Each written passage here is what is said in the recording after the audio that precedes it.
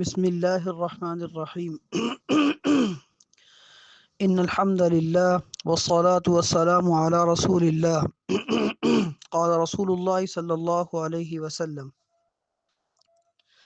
أبغض الرجال إلى الله الألد الخصم يا ألد الخصم.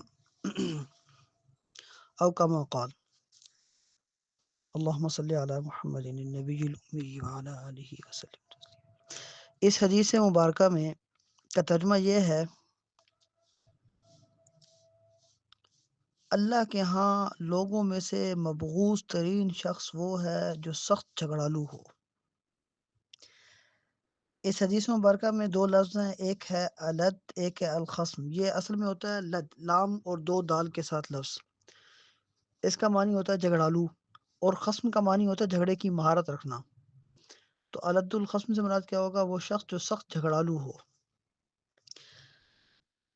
لڑنا جھگڑنا، بات بات پہ پھڈے ڈال دینا، یہ انتہائی بری عادت ہے، اور اس طرح کا رویہ اگر حکومتی معاملات میں ہو تو یہ انتہائی مہلک اور نقصان دہ ہے، اور مسلمانوں کی اجتماعیت کو یہ خطرے میں ڈال دیتا ہے۔ نبی کریم صلی اللہ علیہ وسلم نے ایک جگہ ارشاد فرمایا: جو شخص حق پر ہونے کے باوجود جھگڑا چھوڑ دے، میں اس کے لیے جنت میں بہترین مکان کا ضامن ہوں۔ اچھا، یہی لفظ الد الخصام کے نام سے سورہ بقرہ میں آیا، غالباً آیت نمبر 204 ہے۔ وَمِنَ النَّاسِ مَن يُعْجِبُكَ قَوْلُهُ فِي الْحَيَاةِ الدُّنْيَا وَيُشْهِدُ اللَّهَ عَلَى مَا فِي قَلْبِهِ وَهُوَ أَلَدُّ الْخِصَامِ۔ لوگوں میں سے بعض لوگ ایسے ہیں کہ ان کی گفتگو آپ کو تعجب میں ڈال دے گی، یہ اچھی اچھی باتیں کرے گا۔ وَيُشْهِدُ اللَّهَ عَلَى مَا فِي قَلْبِهِ، اور جو اس کے دل میں ہے نا، اس میں وہ اللہ کو گواہ بنا رہا ہوتا ہے۔ وَهُوَ أَلَدُّ الْخِصَامِ، یہ سخت جھگڑالو ہوتا ہے۔ اب یہ آیت مبارکہ الد الخصام سے مراد منافقین میں سے ایک شخص تھا، اخنس بن شریق۔ یہ آیت اس کے لیے نازل ہوئی تھی۔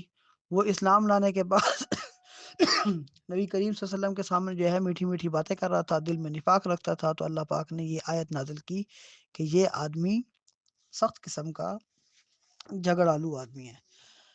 تو عرض کرنے کا مقصد یہ ہے کہ جھگڑنے والا بندہ جو بات بات پہ جھگڑتا ہو، جس کو اس چیز کی مہارت ہو کہ عام باتوں کو لے کے کس طریقے سے جھگڑے کی طرف لے کے جانا ہے، یا بیٹھے بیٹھے شر فساد کیسے کرنا ہے، ان لوگوں کے متعلق یہ حدیث ہے کہ اللہ کے ہاں ایسے شخص سخت ناپسندیدہ ہوتے ہیں۔ او کما قال علیہ الصلاۃ والسلام۔ اللہم صلی علی محمد النبی الامی وعلی آلہ وسلم تسلیما۔